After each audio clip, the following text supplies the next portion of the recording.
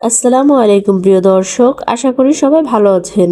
আজ আমি আপনাদের সাথে শেয়ার করব ছোট্ট সোনামণিদের জন্য পুষ্টিকর ও হেলদি একটি রেসিপি।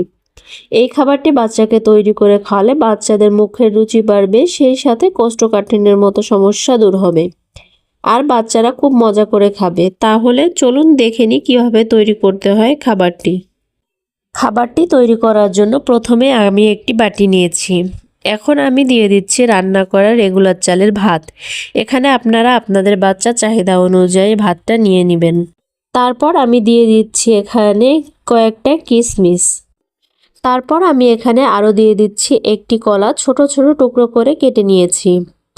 আরও দিয়ে দিচ্ছি 1 চা চামচের মতো মধু। এখন আমি এখানে আরও দিয়ে দিচ্ছি 4 চা চামচ পরিমাণে মিষ্টি দই। আপনারা চাইলে টক দইও ব্যবহার করতে পারেন।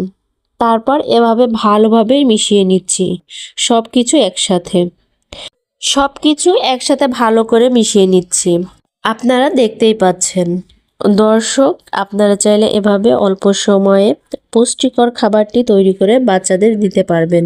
দর্শক, কিশমিশ, কলা, মধু আর দই বাচ্চাদের জন্য অত্যন্ত উপকারী একটি খাবার। দর্শক, এই খাবারটি কিন্তু বাচ্চারা খুব মজা করে খাবে, সেই সাথে বাচ্চাদের মুখে রুচি বাড়বে।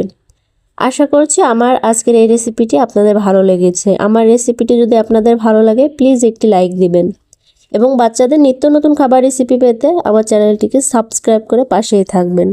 আল্লাহ হাফেজ।